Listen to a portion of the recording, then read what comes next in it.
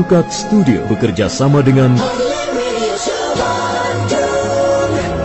bangga mempersembahkan Pelangi di atas Gelagah Wangi. Pelangi di atas Gelagah Wangi, sebuah kisah yang mengungkap kedalaman hati manusia, sebuah perjuangan suci untuk menjadi muslim sejati. Kisah pergolakan batin seorang wanita agar memperoleh kebahagiaan dunia akhirat dengan bekal iman dan takwa, kesetiaan dan cinta. Hapus semua rindu. Pelangi di atas Gelagah Wangi, serial sandiwara radio dengan latar belakang sejarah runtuhnya kerajaan Majapahit dan berdirinya Demak Bintoro, kerajaan Islam yang pertama di tanah Jawa, dengan Raden Patah sebagai rajanya yang terkenal dengan sebutan Panembahan Jimmu.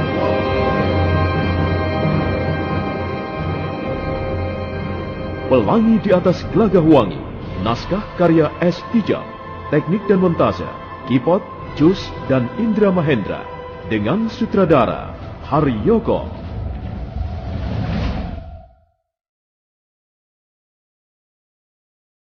Endang Kusuma Dewi masih duduk di bawah pohon rindang, di balik tanaman perdu.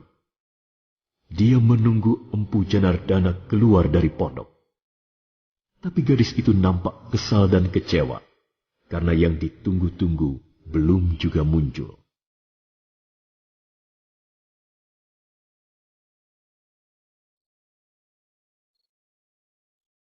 Oh, Paman Janardana. Keluarlah, Paman. Sebentar saja. Tapi jangan terlalu sebentar. Dan kau tidak usah melihatku. Biar aku saja yang menatap wajahmu. Paman berdiri saja di sana. Kasihanilah aku, Kusuma Dewi, Paman. Aku sudah berkuda terlampau jauh. Aku tidak peduli ayah harus mencariku. Yang penting malam ini, aku harus bisa melihat wajahmu, Paman. Aku terlalu merindukanmu, Paman. Selama kau pulang ke Antahpura, selama itu pula aku tidak bisa tidur nyenyak sepanjang malam. Aku juga tidak bisa makan enak, Paman. Apakah Paman Janardana juga merasakan hal yang sama?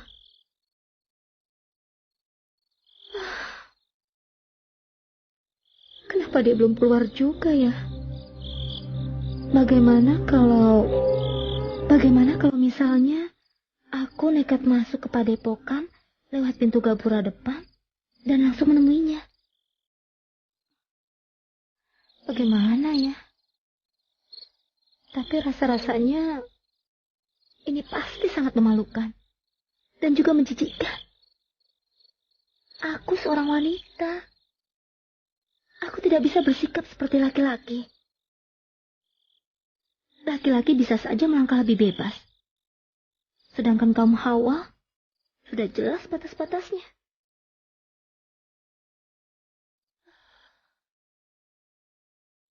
Sampai kapan aku harus duduk di sini? Sampai pagi nanti? Tidak mungkin. Cantrik-cantrik padepokan pasti akan melihatku di sini. Kalau begitu, apakah aku harus pulang tanpa bisa melihat Paman Janardana, walaupun hanya sekejap saja? Alangkah kejamnya kau, Paman. Paman keluar sebentar saja tidak mau. Baiklah, baik. Teruslah Paman di dalam sana. Aku tidak peduli lagi. Aku mau pulang. Percuma saja aku duduk-duduk di sini. Sementara kau sama sekali tidak pernah memikirkan Kusuma Dewi. Entah apa yang kau lakukan.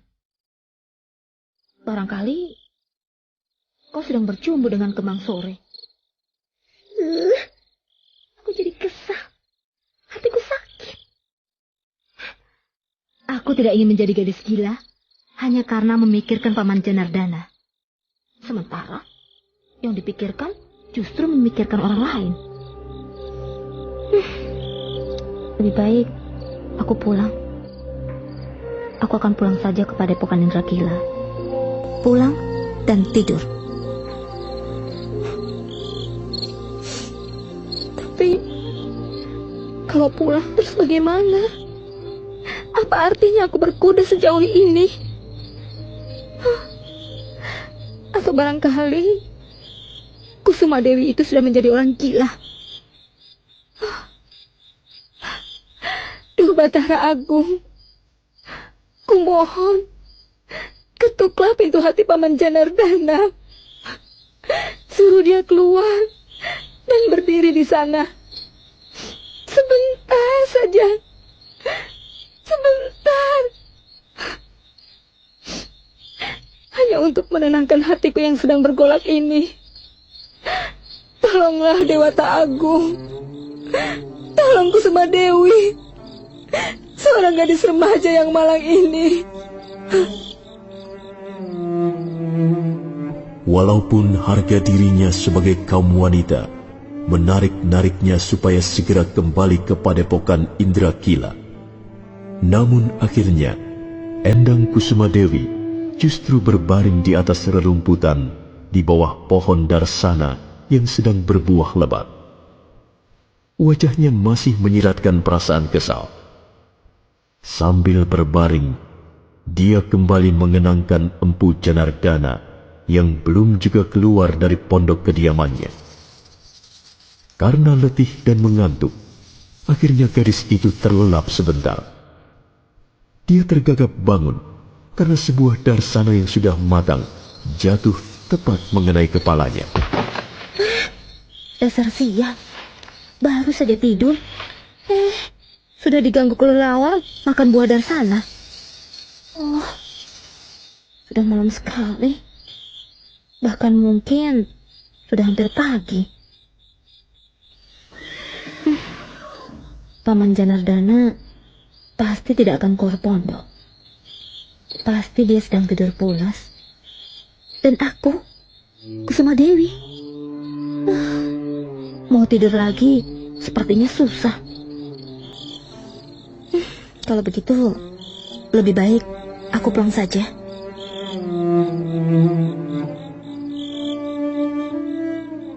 Endang Kusuma Dewi segera berdiri, merapikan pakaiannya yang kusut dan rambutnya yang acak-acakan. Setelah itu, dia menghampiri kudanya yang masih tertambat di bawah pohon kemuning.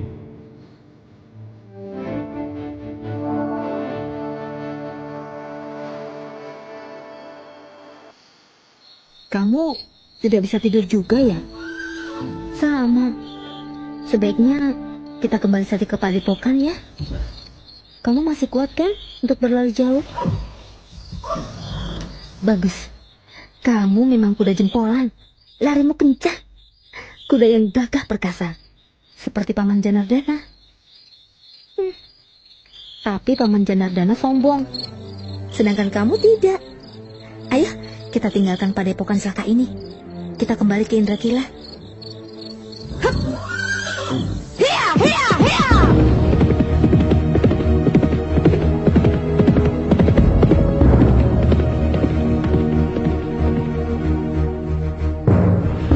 Endang Kusuma Dewi menggebrak kudanya meninggalkan Padepokan Antahpura.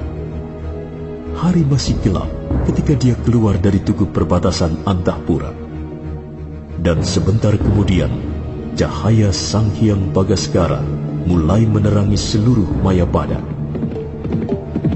Gadis itu memasuki desa Antasari ketika hari sudah benar-benar terang. Dia terus berkuda ke arah utara. Dia istirahat sebentar menjelang tengah hari. Kemudian berkuda lagi meninggalkan tapal batas desa Wabatang. Dia bertekad untuk tidak istirahat sebelum sampai Indrakila.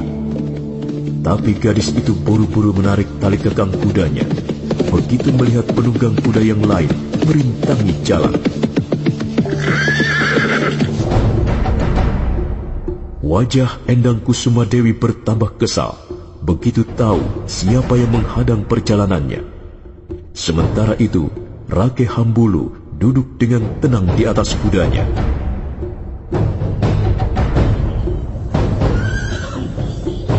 Hambulu, mau apa kau? Mencari aku lagi ya? Saya hanya disuruh Bapak Resi. Terus, kalau sudah ketemu mau apa? Saya disuruh Bapak Resi membawa Nini Kusumadewi pulang ke Padepokan. Dan tugas itu harus saya laksanakan dengan baik. Saya salah apa? Kamu tidak salah apa-apa. Aku hanya tidak senang karena melihat kamu terus-menerus mengawasi aku. Seolah-olah aku ini bocah kecil yang perlu diawasi, diamat-amati, dibuntuti. Karena takut tersesat jalan atau mendapat bahaya di jalan. Begitu kan? Sudahlah Nini. Jangan mengajak bertengkar. Mari, kita pulang sama-sama. Pulang saja sendiri. Nanti aku menyusul.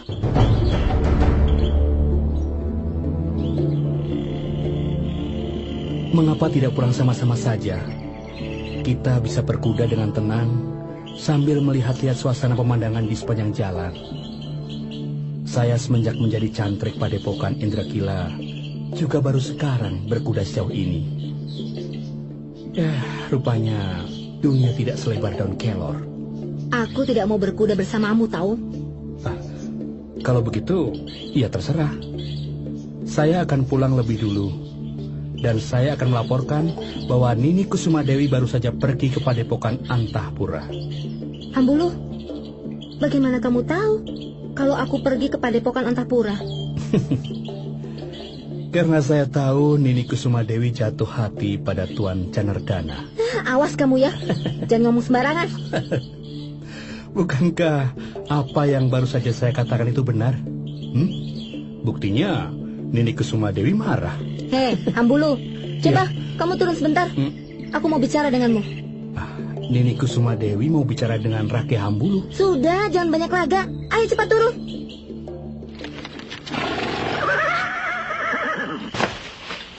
Ya, memang Hambulu. Aku baru saja pulang dari Padepokan Antahpura. Nah, berarti dugaan saya benar. Tapi, tolong jangan kau sampaikan pada Ayah Resi. Nanti beliau pasti marah. Lagi pula aku malu kalau sampai ada yang tahu. Tapi bagaimana ya? Saya ini seorang cantrik Padepokan. Saya harus taat pada Bapak Resi Wiyasa. Sebab beliau adalah guru saya pribadi. Sudahlah, jangan macam-macam. Yang penting kamu tidak usah ngomong apa-apa. Dan tidak akan terjadi apa-apa. Nanti pulangnya aku mau sama-sama. Ya, baiklah. Saya kira kita bisa pulang sekarang juga, Nini Kusumadewi. Sebentar. Ada yang ingin kutanyakan padamu. Loh, soal apa? Bagaimana kamu bisa tahu bahwa aku jatuh hati pada Paman Janardana? Ya, karena saya melihat gelagat-gelagatnya. Nini Kusumadewi sering duduk sendirian, melamun, saat Tuan Janardana sudah kembali ke Antahpura. Nini Kusumadewi juga sering tidak bisa tidur nyenyak dan jarang makan. Kalau begitu, kamu sering mengamati aku ya? Kamu sering mengintip aku ya? Tidak. Ya, hanya kebetulan saja. Bagaimana saya berani mengintip putri guru saya sendiri? Awas ya kamu. Kalau kamu sampai berani mengintip aku, akan aku laporkan pada Ayah Resi. Kamu bisa diusir dari Padepokan Indrakila. Iya. Jangan sampai begitu, Nini. Nanti saya berguru pada siapa lagi? Susah mencari guru seperti Bapak Resi Wiyasa. Hambulu. Iya, Nini. Bagaimana pendapatmu mengenai Paman Janardana? Apakah dia pantas menjadi pria dambaan setiap gadis seperti aku ini? Kalau menurut pendapat saya, Nini Kusumadewi kurang cocok berpasangan dengan Tuan Janardana. Kenapa? Karena usianya ya? Pertama, ya memang karena usia yang selisihnya sangat jauh.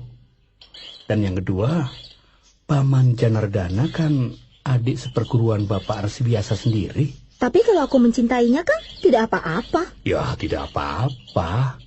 Hanya kurang serasi. Tapi Apa Nini Kusuma Dewi benar-benar mencintai Tuan Janardana? Entahlah, Hambulu. Hanya akhir-akhir ini aku seringkali memikirkannya. Aku seringkali membayangkan seandainya dia menjadi pasangan hidupku. Apakah itu artinya cinta? Aku sendiri kurang tahu. Aku kan belum berpengalaman soal hubungan antara laki-laki dan perempuan. Kalau menurut pendapatmu, apakah Paman Janardana tertarik padaku?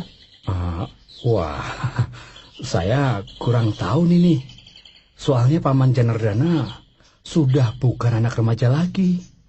Sudah menjadi pria yang benar-benar dewasa. Bahkan pria yang sudah sangat matang pengalaman.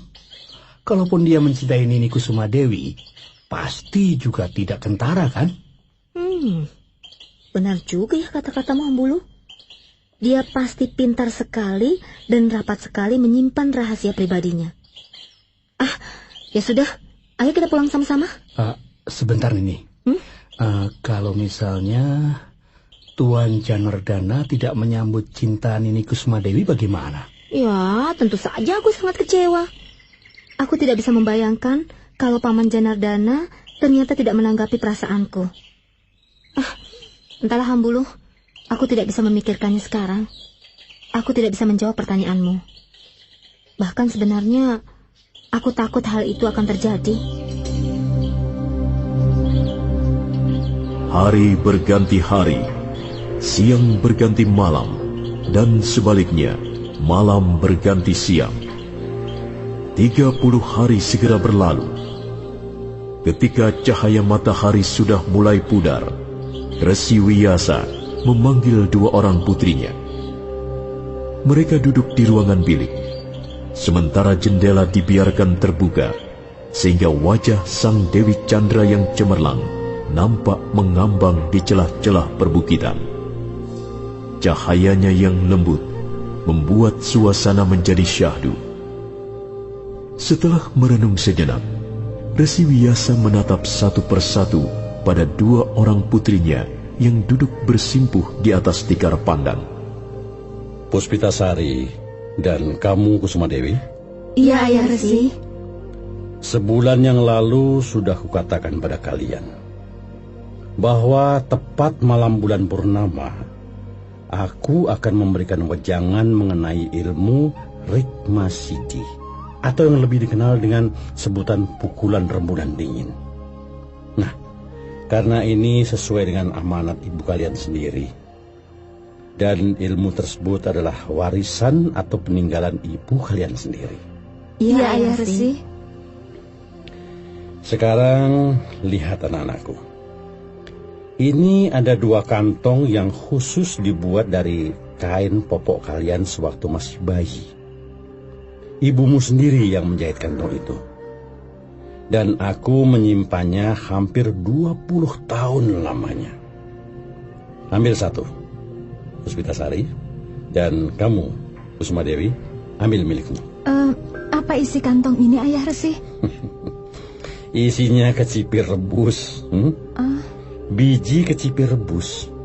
Jumlahnya masing-masing kantong 1000 butir. Lalu, biji kecipir ini harus kami apakan, Ayah? Sebentar. Apa kalian berdua tadi sudah mandi keramas? Sudah, Ayah Resi. Kami sudah mandi keramas dan berkumur dengan cairan yang harum baunya. Kusuma Dewi, kamu sudah membakar dupa di kaki Siwa? Sudah, Ayah. Kamu juga sudah menjalankan puasa putih setiap hari Senin dan Kamis? Sudah, Ayah. Aku sudah menjalankan semua perintah Ayah Resi.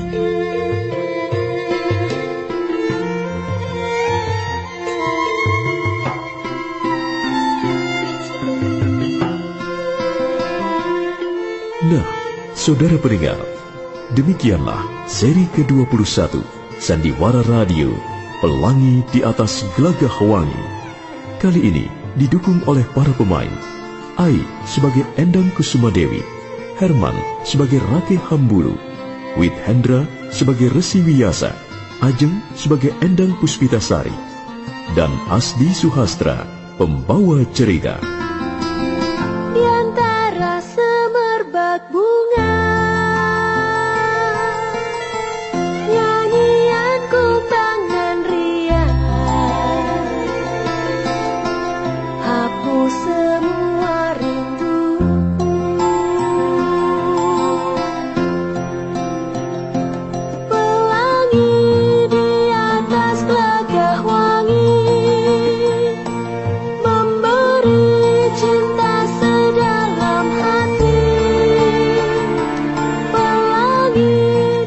bagaimana kisah selanjutnya?